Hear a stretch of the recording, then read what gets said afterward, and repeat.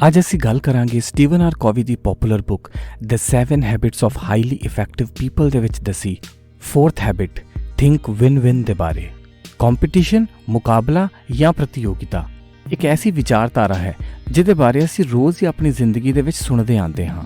ਫਰਜ਼ ਕਰੋ ਇੱਕ ਮਿਊਜ਼ੀਕਲ ਗਰੁੱਪ ਦੇ ਸਾਹਮਣੇ ਬੈਠ ਕੇ ਤੁਸੀਂ ਉਹਨਾਂ ਕਲਾਕਾਰਾਂ ਕੋਲੋਂ ਕੋਈ ਗੀਤ ਸੁਣ ਰਹੇ ਹੋਵੋ ਅਤੇ ਉਸ ਗੀਤ ਨੂੰ ਸੁਰੀਲਾ ਅਤੇ ਮਧੁਰ ਬਣਾਉਣ ਦੇ ਲਈ ਹਰ ਕਲਾਕਾਰ ਆਪਣਾ ਕਿਰਦਾਰ ਅਦਾ ਕਰ ਰਿਹਾ ਹੋਵੇ ਅਤੇ ਇਹਨਾਂ ਸਾਰਿਆਂ ਦੀ ਇਕੱਠੀ ਮਿਹਨਤ ਦੇ ਨਾਲ ਉਸ ਗੀਤ ਦਾ ਆਊਟਪੁੱਟ ਸਾਡੇ ਕੰਨਾਂ ਨੂੰ ਬਹੁਤ ਹੀ ਸੁੰਦਰ ਸੁਣਾਈ ਦੇ ਰਿਹਾ ਹੋਵੇ।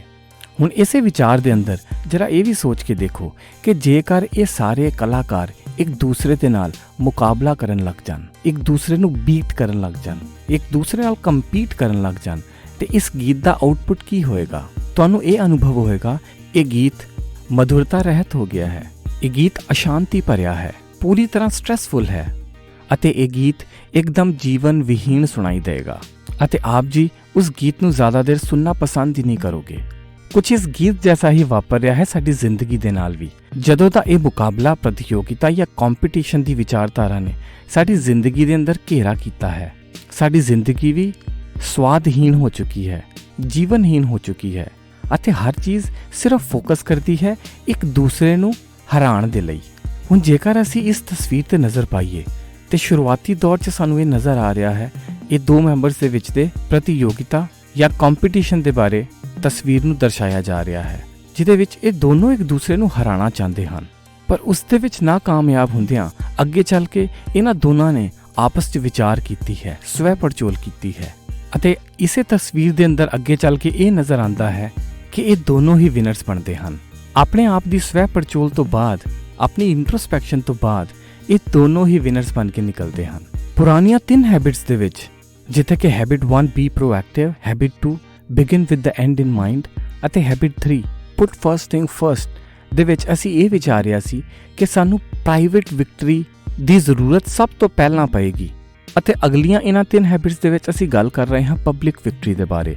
ਲੇਕਿਨ ਪਬਲਿਕ ਵਿਕਟਰੀ ਜਾਂ ਲੋਕਾਂ ਦੇ ਨਾਲ ਵਿਚਰਦਿਆਂ ਜਿੱਤਣ ਦੀ ਸੰਭਾਵਨਾ ਬਣਦੀ ਹੀ ਤਾਂ ਹੈ ਜਦੋਂ ਅਸੀਂ ਆਪਣੇ ਆਪ ਨੂੰ ਜਿੱਤ ਲਿਆ ਹੋਵੇ, ਮਤਲਬ ਕਿ ਸੈਲਫ ਵਿਕਟਰੀ। ਤੁਸੀਂ ਇਹ ਦਿੱਤੇ ਹੋਏ ਲਿੰਕਸ ਤੇ ਜਾ ਕੇ ਉਹਨਾਂ ਪੁਰਾਣੀਆਂ 3 ਹੈਬਿਟਸ ਨੂੰ ਫਿਰ ਤੋਂ ਦੇਖ ਸਕਦੇ ਹੋ। ਸਟੀਵਨ ਆਰ ਕੋਵੀ ਆਪਣੀ ਕਿਤਾਬ ਦੇ ਅੰਦਰ 4th ਹੈਬਿਟ ਨੂੰ ਵਿਚਾਰਦੇ ਹਾਂ 6 ਤਰ੍ਹਾਂ ਦੇ ਆਲਟਰਨੇਟ ਦੱਸਦੇ ਹਨ ਜੋ ਕਿ ਐਗਜ਼ਿਸਟ ਕਰਦੇ ਹਨ ਕਿਸੇ ਵੀ ਦੋ ਮਨੁੱਖਾਂ ਦੇ ਵਿੱਚ ਦੇ ਵਿਚਾਰਾਂ ਦੀ ਆਊਟਕਮ ਦੇ ਬਾਰੇ। ਸਭ ਤੋਂ ਪਹਿਲਾ ਆਲਟਰਨੇਟ ਵਿਚਾਰਿਆ ਜਾਂਦਾ ਹੈ ਵਿਨ ਲੂਜ਼ ਦੇ ਬਾਰੇ। ਵਿਨ ਲੂਜ਼ ਉਹ ਵਿਚਾਰਧਾਰਾ ਹੈ ਜਿਹੜੀ ਕਾਮਨਲੀ ਅਸੀਂ ਸਾਰੇ ਜਾਣਦੇ ਹਾਂ, ਜਿਹਦੇ ਵਿੱਚ ਇੱਕ ਇਨਸਾਨ ਜਿੱਤਦਾ ਹੈ ਅਤੇ ਦੂਸਰਾ ਇਨਸਾਨ ਹਾਰਦਾ ਹੈ। ਇਹ ਵਿਚਾਰ ਕਹਿੰਦਾ ਹੈ ਕਿ ਮੈਂ ਜਿੱਤਣਾ ਚਾਹੁੰਦਾ ਹਾਂ ਤੇ ਤੁਹਾਨੂੰ ਹਾਰਦਿਆ ਹੋਇਆ ਦੇਖਣਾ ਚਾਹੁੰਦਾ ਹਾਂ, ਕਿਉਂਕਿ ਮੇਰੀ ਕਾਮਯਾਬੀ ਤੁਹਾਡੀ ਨਾਕਾਮਯਾਬੀ ਦੇ ਉੱਤੇ ਹੀ ਡਿਪੈਂਡ ਕਰਦੀ ਹੈ। ਲੇਕਿਨ ਇਹ ਵਿਚਾਰਧਾਰਾ ਆਪਣੇ ਆਪ ਦੇ ਅੰਦਰ ਬਹੁਤ ਸਖਤ ਹੈ, ਕਿਉਂਕਿ ਇਹ ਇਸਤੇਮਾਲ ਕਰਦੀ ਹੈ ਆਪਣੇ ਅਹੁਦੇ ਦਾ, ਆਪਣੀ ਤਾਕਤ ਦਾ, ਆਪਣੇ ਚੰਗੇ ਦਿਖਣ ਵਾਲੇ ਕਿਰਦਾਰ ਦਾ ਅਤੇ ਇਹ ਵਿਚਾਰ ਕਿਸੇ ਵੀ ਤਰੀਕੇ ਨੂੰ ਯੂਜ਼ ਕਰਕੇ ਸਿਰਫ ਔਰ ਸਿਰਫ ਜਿੱਤਣ ਦੀ ਗੱਲ ਸਿਖਾਉਂਦਾ ਹੈ ਅਤੇ ਲੋਕਾਂ ਦਾ ਫਾਇਦਾ ਉਠਾਉਣਾ ਸਿਖਾਉਂਦਾ ਹੈ, ਫਿਜ਼ੀਕਲੀ ਅਤੇ ਇਮੋਸ਼ਨਲੀ। ਅਤੇ ਸਿਰਫ ਤੇ ਸਿਰਫ ਇਹੀ ਵਿਚਾਰਿਆ ਜਾਂਦਾ ਹੈ ਕਿ ਜਿੱਤਣ ਦੇ ਲਈ ਕਿਹੜਾ ਤਰੀਕਾ ਅਪਣਾਇਆ ਜਾਏ। ਇਹ ਵਿਚਾਰਧਾਰਾ ਸਾਨੂੰ ਸਿਖਾਉਂਦੀ ਜਾਂਦੀ ਹੈ ਕਿਸੇ ਵੀ ਹਾਲ ਦੇ ਅੰਦਰ ਲੋਕਾਂ ਦਾ ਫਾਇਦਾ ਚੁੱਕ ਕੇ, ਹਾਲਾਤਾਂ ਦਾ ਫਾਇਦਾ ਚੁੱਕ ਕੇ ਸਿਰਫ ਔਰ ਸਿਰਫ ਜਿੱਤਣ ਦੇ ਬਾਰੇ। ਬਲਕਿ ਇਹਨਾਂ ਖਿਆਲਾਂ ਦੇ ਵਿੱਚ ਜਿਉਂਦਿਆਂ ਜੇਕਰ ਲੋਕੀ ਸਹੀ ਵੀ ਹੋਣ ਅਸੀਂ ਤਾਂ ਵੀ ਉਹਨਾਂ ਦੀ ਮਦਦ ਨਹੀਂ ਕਰ ਪਾਉਂਦੇ, ਕਿਉਂਕਿ ਤੁਹਾਡਾ ਆਊਟਕਮ ਸਿਰਫ ਤੇ ਸਿਰਫ ਮਾਪਿਆ ਜਾਂਦਾ ਹੈ ਤੁਹਾਡੇ ਜਿੱਤ ਦੇ ਝੰਡੇ ਦੇ ਨਾਲ। ਇਹ ਵਿਚਾਰਧਾਰਾ ਆਪਣੇ ਆਪ ਦੇ ਅੰਦਰ ਬਹੁਤ ਸੈਲਫ ਸੈਂਟਰਡ ਹੈ ਅਤੇ ਇਹ ਮੰਨਿਆ ਜਾਂਦਾ ਹੈ ਕਿ ਮਾਰਕੀਟ ਦੇ ਅੰਦਰ ਸਭ ਤੋਂ ਵੱਡਾ ਪੋਰਸ਼ਨ ਜਾਂ ਸਭ ਤੋਂ ਵੱਡਾ ਮਾਰਕੀਟ ਸ਼ੇਅਰ ਸਿਰਫ ਸਾਡਾ ਹੋਣਾ ਚਾਹੀਦਾ ਹੈ। ਲੇਕਿਨ ਇਹ ਵਿਚਾਰਧਾਰਾ ਸਾਨੂੰ ਦੂਸਰਿਆਂ ਤੋਂ ਨਫ਼ਰਤ ਕਰਨਾ ਸਿਖਾਉਂਦੀ ਹੈ, ਦੂਸਰਿਆਂ ਦੀ ਕਾਮਯਾਬੀ ਨਾ ਦੇਖ ਪਾਉਣ ਵਾਲੀ ਮਨੋਸਥਿਤੀ ਤੱਕ ਪਹੁੰਚਾਉਂਦੀ ਹੈ ਅਤੇ ਇਹੋ ਜਿਹੇ ਲੋਕ ਜੇਕਰ ਕਦੇ ਹਾਰ ਜਾਂਦੇ ਨੇ ਤੇ ਇਹੀ ਲੋਕ ਆਪਣੀ ਜ਼ਿੰਦਗੀ ਨੂੰ ਖਤਮ ਕਰ ਲੈਂਦੇ ਨੇ। ਦੂਸਰਾ ਆਲਟਰਨੇਟ ਪੇਸ਼ ਕੀਤਾ ਗਿਆ ਹੈ ਲੂਜ਼ ਵਿਨ। ਹੁਣ ਲੂਜ਼ ਵਿਨ ਫਿਲਾਸਫੀ ਉਹਨਾਂ ਲੋਕਾਂ ਦੇ ਬਾਰੇ ਗੱਲ ਕਰਦੀ ਹੈ ਜੋ ਆਪਣੇ ਆਪ ਨੂੰ ਹਮੇਸ਼ਾ ਤੇ ਹਮੇਸ਼ਾ ਹਾਰਿਆ ਹੋਇਆ ਫੀਲ ਕਰਦੇ ਹਨ। ਇਹਨਾਂ ਲੋਕਾਂ ਕੋਲ ਆਪਣੀ ਜ਼ਿੰਦਗੀ ਦੇ ਅੰਦਰ ਕੋਈ ਵਿਜ਼ਨ ਨਹੀਂ ਹੁੰਦਾ, ਕੋਈ ਮਿਸ਼ਨ ਨਹੀਂ ਹੁੰਦਾ ਅਤੇ ਕਿਸੇ ਵੀ ਵਿਚਾਰਧਾਰਾ ਦੀ ਮਜ਼ਬੂਤੀ ਦੇ ਨਾ ਹੋਣ ਦੇ ਕਾਰਨ ਇਹ ਲੋਕ ਸਿਰਫ ਦੂਸਰਿਆਂ ਨੂੰ ਫੋਲੋ ਕਰਦੇ ਰਹਿੰਦੇ ਹਨ ਅਤੇ ਆਪਣਾ ਕੋਈ ਵੀ ਗੋਲ ਜਾਂ ਉਦੇਸ਼ ਬਣਾ ਹੀ ਨਹੀਂ ਪਾਉਂਦੇ ਹਨ। ਅਤੇ ਇਸ ਵਿਚਾਰਧਾਰਾ 'ਚ ਰਹਿਣ ਵਾਲੇ ਲੋਕ ਆਪਣੇ ਆਪ ਨੂੰ ਗਰੀਬ ਅਤੇ ਕਮਜ਼ੋਰ ਸਮਝਦੇ ਰਹਿੰਦੇ ਹਨ ਅਤੇ ਆਪਣੀ ਜ਼ਿੰਦਗੀ ਦੇ ਅੰਦਰ ਸਮਝੌਤਿਆਂ ਤੋਂ ਬਾਅਦ ਸਮਝੌਤੇ ਹੀ ਕਰਦੇ ਆਉਂਦੇ ਹਨ। ਵਿਨ ਲੂਜ਼ ਕਰਨ ਵਾਲੇ ਲੋਕ ਲੂਜ਼ ਵਿਨ ਵਿਚਾਰਧਾਰਾ ਦੇ ਲੋਕਾਂ ਨੂੰ ਬਹੁਤ ਪਸੰਦ ਕਰਦੇ ਹਨ, ਕਿਉਂਕਿ ਲੂਜ਼ ਵਿਨ ਨੂੰ ਮੰਨਣ ਵਾਲੇ ਲੋਕਾਂ ਨੂੰ ਰੋਂਦਦੇ ਹੋਏ ਵਿਨ ਲੂਜ਼ ਕਰਨ ਵਾਲੇ ਲੋਕ ਹਮੇਸ਼ਾ ਤੋਂ ਫਾਇਦਾ ਉਠਾਉਂਦੇ ਆਏ ਹਨ। ਇਹਨਾਂ ਨੂੰ ਬੁਲੀ ਕੀਤਾ ਜਾਂਦਾ ਹੈ ਪੜ੍ਹਾਈ ਦੇ ਖੇਤਰ ਦੇ ਵਿੱਚ, ਪ੍ਰੋਫੈਸ਼ਨ ਦੇ ਖੇਤਰ ਦੇ ਵਿੱਚ ਅਤੇ ਕਿਸੇ ਵੀ ਮੈਜੋਰਿਟੀ ਸਟੇਟ ਦੇ ਵਿੱਚ ਇੱਕ ਮਾਈਨੋਰਿਟੀ ਸਟੇਟ ਦੇ ਦਰਜੇ ਵਾਲਿਆਂ ਨੂੰ ਇਸੇ ਤਰੀਕੇ ਨਾਲ ਕਮਜ਼ੋਰ ਕੀਤਾ ਜਾਂਦਾ ਹੈ। ਇਹ ਲੋਕ ਵਿਕਟਿਮ ਮੈਂਟੈਲਿਟੀ ਦੇ ਬੰਦੇ ਜਾਂਦੇ ਹਨ, ਆਪਣੇ ਆਪ ਨੂੰ ਹਮੇਸ਼ਾ ਦੇ ਲਈ ਕਮਜ਼ੋਰ ਅਤੇ ਹਾਰਿਆ ਹੋਇਆ ਐਕਸੈਪਟ ਕਰ ਲੈਂਦੇ ਹਨ। ਇੰਟਰੋਵਰਟ, ਡਿਪਰੈਸ਼ਨ ਅਤੇ ਨਰਵਸ ਬ੍ਰੇਕਡਾਊਨ ਜੈਸੀਆਂ ਚੀਜ਼ਾਂ ਕਾਫੀ ਕਾਮਨ ਪਾਈਆਂ ਜਾਂਦੀਆਂ ਹਨ ਲੂਜ਼ ਵਿਨ ਵਿਚਾਰਧਾਰਾ ਦੇ ਵਿੱਚ। ਤੀਸਰਾ ਆਲਟਰਨੇਟ ਦੱਸਿਆ ਗਿਆ ਹੈ ਲੂਜ਼ ਲੂਜ਼, ਕਿਉਂਕਿ ਮੈਂ ਕਾਮਯਾਬ ਨਹੀਂ ਹੋ ਸਕਦਾ ਇਸ ਕਰਕੇ ਮੈਂ ਤੁਹਾਨੂੰ ਵੀ ਕਾਮਯਾਬ ਨਹੀਂ ਹੋਣ ਦਿਆਂਗਾ। ਇਹ ਲੋਕ ਹਰ ਹਾਲਤ ਦੇ ਅੰਦਰ ਦੂਸਰੇ ਦਾ ਨੁਕਸਾਨ ਕਰਕੇ ਵੀ ਖੁਸ਼ ਰਹਿੰਦੇ ਹਨ। ਬਿਜ਼ਨੈਸਿਸ ਦੇ ਅੰਦਰ ਇਹ ਪ੍ਰਵਿਰਤੀ ਅਕਸਰ ਦੇਖੀ ਜਾਂਦੀ ਹੈ ਜਦੋਂ ਦੋ ਪਾਰਟੀਆਂ ਸੇਮ ਕਸਟਮਰ ਦੇ ਕੋਲ ਜਾ ਕੇ ਆਪਣੇ ਕੋਟੇਸ਼ਨਸ ਨੂੰ ਇਸ ਹੱਦ ਤੱਕ ਗਿਰਾਉਂਦੀਆਂ ਜਾਂਦੀਆਂ ਹਨ ਕਿ ਭਾਵੇਂ ਉਸ ਟ੍ਰਾਂਜੈਕਸ਼ਨ ਦੇ ਅੰਦਰ ਦੋਵੇਂ ਹਾਰ ਰਹੇ ਹੋਣ, ਲੇਕਿਨ ਉਹ ਆਪਣੀ ਈਗੋ, ਆਪਣੀ ਅਣਖ ਅਤੇ ਦੂਸਰੇ ਨੂੰ ਖਤਮ ਅਤੇ ਕਮਜ਼ੋਰ ਕਰਨ ਦੀ ਪ੍ਰਵਿਰਤੀ ਨੂੰ ਕਦੇ ਵੀ ਨਹੀਂ ਛੱਡਦੇ ਹਨ ਅਤੇ ਇਹ ਵਿਚਾਰਧਾਰਾ ਵੀ ਅਲਟੀਮੇਟਲੀ ਨੁਕਸਾਨ ਹੀ ਪਹੁੰਚਾਉਂਦੀ ਹੈ। ਅਸੀਂ ਲੋਕ ਟੀਵੀ ਤੇ ਆਉਣ ਵਾਲੀ ਪੋਲੀਟੀਕਲ ਡਿਸਕਸ਼ਨਸ ਅਕਸਰ ਦੇਖਦੇ ਹਾਂ। ਇਹ ਇੱਕ ਪਰਫੈਕਟ ਐਗਜ਼ਾਮਪਲ ਹੈ ਲੂਜ਼ ਲੂਜ਼ ਵਿਚਾਰਧਾਰਾ ਦਾ, ਕਿਉਂਕਿ ਇੱਕ ਪਾਰਟੀ ਦੂਸਰੀ ਪਾਰਟੀ ਦੀ ਗਲਤੀਆਂ ਗਿਣਾਉਂਦੀ ਹੈ ਅਤੇ ਦੂਸਰੀ ਪਾਰਟੀ ਪਹਿਲੀ ਪਾਰਟੀ ਦੀ ਗਲਤੀਆਂ ਗਿਣਾਉਂਦੀ ਹੈ ਤੇ ਅਲਟੀਮੇਟ ਰਿਜ਼ਲਟ ਉਸ ਡਿਸਕਸ਼ਨ ਦਾ ਕੁਝ ਵੀ ਨਹੀਂ ਨਿਕਲਦਾ ਅਤੇ ਉਹਨਾਂ ਡਿਸਕਸ਼ਨਸ ਦੇ ਐਂਕਰ ਜਿਸ ਪਾਸੇ ਚਾਹਣ ਉਸ ਪਾਸੇ ਦੀ ਕਨਕਲੂਜਨ ਬਣਾ ਕੇ ਉਸ ਪ੍ਰੋਗਰਾਮ ਨੂੰ ਖਤਮ ਕਰ ਦਿੰਦੇ ਹਨ। ਅਗਲੀ ਤਰ੍ਹਾਂ ਦੀ ਵਿਚਾਰਧਾਰਾ ਹੈ ਵਿਨ। ਹੁਣ ਵਿਨ ਵਿਚਾਰਧਾਰਾ ਆਪਣੇ ਆਪ ਦੇ ਅੰਦਰ ਬਹੁਤ ਹੀ ਸੈਲਫ ਸੈਂਟਰਿਕ ਹੈ, ਜਾਂ ਕਿ ਉਹ ਸਿਰਫ ਆਪਣੇ ਹੀ ਵਜੂਦ ਦੇ ਬਾਰੇ ਗੱਲ ਕਰਦੀ ਹੈ। ਦੂਸਰਿਆਂ ਦਾ ਹਾਰਨਾ ਜਾਂ ਜਿੱਤਣਾ ਇਹਨਾਂ ਦੇ ਵਾਸਤੇ ਇਮਟੀਰੀਅਲ ਹੁੰਦਾ ਹੈ, ਲੇਕਿਨ ਇਹ ਫੋਕਸ ਜ਼ਰੂਰ ਰਹਿੰਦਾ ਹੈ ਕਿ ਦੂਸਰੇ ਚਾਹੇ ਹਾਰਨ ਜਾਂ ਜਿੱਤਣ, ਸਾਡਾ ਜਿੱਤਣਾ ਤੈਅ ਹੈ। ਪਰ ਇਹ ਵਨ ਸਾਈਡਡ ਵਿਨ ਦੂਸਰੇ ਧੜੇ ਦੇ ਬਾਰੇ ਕੋਈ ਵਿਚਾਰ ਨਹੀਂ ਕਰਨਾ ਚਾਹੁੰਦੀ ਹੈ। ਅਤੇ ਅਗਲੀ ਵਿਚਾਰਧਾਰਾ ਗੱਲ ਕਰਦੀ ਹੈ ਵਿਨ ਵਿਨ ਫਿਲਾਸਫੀ ਦੇ ਬਾਰੇ। ਇਹ ਵਿਚਾਰ ਗੱਲ ਕਰਦਾ ਹੈ ਕੰਸਿਸਟੈਂਟਲੀ ਅਤੇ ਕੰਟੀਨਿਊਸਲੀ ਮਿਊਚੁਅਲ ਬੈਨੀਫਿਟਸ ਨੂੰ ਜਿੱਤਣ ਦੇ ਬਾਰੇ, ਜਿਹਦੇ ਵਿੱਚ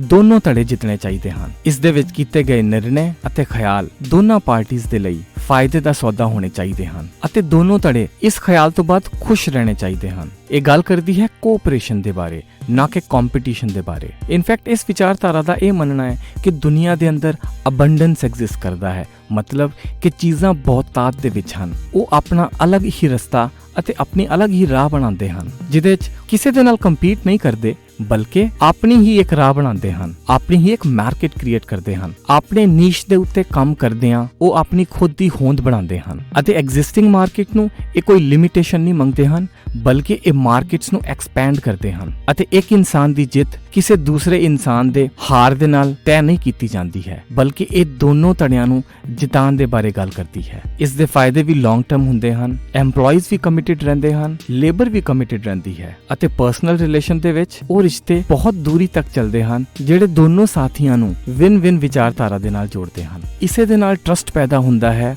ਇਮਾਨਦਾਰੀ, ਇੰਟੈਗ੍ਰਿਟੀ ਪੈਦਾ ਹੁੰਦੀ ਹੈ, ਵਿਸ਼ਵਾਸ ਬਣਦਾ ਹੈ ਅਤੇ ਲੌਂਗ ਟਰਮ ਕਮਿਟਮੈਂਟ ਬਣਦੀਆਂ ਹਨ। ਆਖਰੀ ਵਿਚਾਰਧਾਰਾ ਸਟੀਵਨ ਆਰ ਕੋਵੀ ਦੱਸਦੇ ਹਨ ਨੋ ਡੀਲ। ਉਹਨਾਂ ਦਾ ਇਹ ਮੰਨਣਾ ਹੈ ਕਿ ਜੇਕਰ ਅਸੀਂ ਵਿਨ ਵਿਨ ਡੀਲ ਤੱਕ ਨਾ ਪਹੁੰਚ ਸਕੀਏ, ਜਿਹਦੇ ਵਾਸਤੇ ਹੋ ਸਕਦਾ ਹੈ ਸਾਨੂੰ ਮਲਟੀਪਲ ਟਾਈਮ ਨੈਗੋਸੀਏਸ਼ਨ ਕਰਨੇ ਹੋਣ, ਬਹੁਤ ਦੇਰ ਤੱਕ ਵਿਚਾਰ ਕਰਨੀ ਪਵੇ, ਆਪਣੇ ਰਿਸ਼ਤਿਆਂ ਦੇ ਅੰਦਰ ਕਾਫੀ ਦੇਰ ਤੱਕ ਕਿਸੇ ਵੀ ਖਿਆਲ ਨੂੰ ਦੋਨਾਂ ਦੇ ਫਾਇਦਿਆਂ ਦੇ ਲਈ ਟਟੋਲਣਾ ਪਵੇ, ਲੇਕਿਨ ਤਾਂ ਤੱਕ ਉਹ ਡੀਲ ਵਿਨ ਵਿਨ ਨਹੀਂ ਮੰਨੀ ਜਾ ਸਕਦੀ ਜਦੋਂ ਤੱਕ ਦੋਵੇਂ ਪਾਰਟੀਆਂ ਕੰਫਰਟੇਬਲ ਫੀਲ ਨਾ ਕਰਨ। ਜੇਕਰ ਤੁਸੀਂ ਵਿਨ ਵਿਨ ਤੱਕ ਨਾ ਪਹੁੰਚ ਸਕੋ, it is better to have no deal. ਹੁਣ ਇਹ ਸਾਰੇ ਆਲਟਰਨੇਟਿਵ ਸਾਰੇ ਲੋਕਾਂ ਦੇ ਲਈ ਜ਼ਿੰਦਗੀ ਦੇ ਹਾਲਾਤਾਂ ਦੇ ਮੁਤਾਬਕ ਵੱਖਰੇ ਵੱਖਰੇ ਹੋ ਸਕਦੇ ਹਨ। ਕਿਸੇ ਵੀ ਵਿਚਾਰ ਨੂੰ ਜਨਰਲਾਈਜ਼ ਨਹੀਂ ਕੀਤਾ ਜਾ ਸਕਦਾ। ਜ਼ਿੰਦਗੀ ਦੇ ਹਾਲਾਤ ਇਹ ਦੱਸਦੇ ਹਨ ਕਿ ਸਾਨੂੰ ਕਿਸ ਆਲਟਰਨੇਟ ਦੇ ਨਾਲ ਜਾਣਾ ਚਾਹੀਦਾ ਹੈ। ਕਈ ਵਾਰ ਆਪਣੀ ਪਰਸਨਲ ਰਿਲੇਸ਼ਨ ਦੇ ਵਿੱਚ ਅਸੀਂ ਲੂਜ਼ ਵਿਨ ਸਿਲੈਕਟ ਕਰਦੇ ਹਾਂ ਕਿਉਂਕਿ ਅਸੀਂ ਆਪਣੀ ਰਿਲੇਸ਼ਨਸ਼ਿਪ ਨੂੰ ਉੱਚੀ ਤੰਜ਼ਮੀ ਦਿੰਦੇ ਹਾਂ ਤੇ ਉਸ ਦੇ ਵਿੱਚ ਹਾਰ ਜਾਣਾ ਹੀ ਅਸਲੀ ਜਿੱਤ ਹੁੰਦੀ ਹੈ। ਕਈ ਵਾਰ ਸਾਡੀ ਜ਼ਿੰਦਗੀ ਦੇ ਅੰਦਰ ਕਿਸੇ ਮੂਰਖ ਇਨਸਾਨ ਦੇ ਨਾਲ ਹੀ ਲੜਨਾ ਪੈਂਦਾ ਹੈ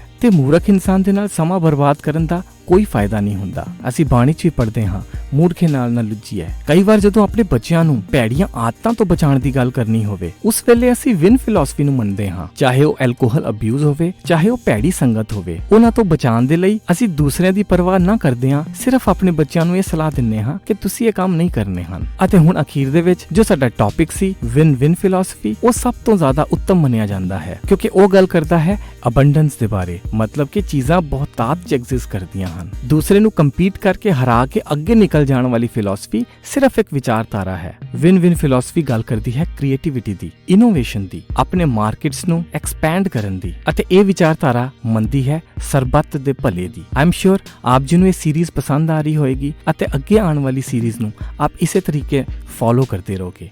ਥੈਂਕਸ ਫॉर वाचिंग। बाय।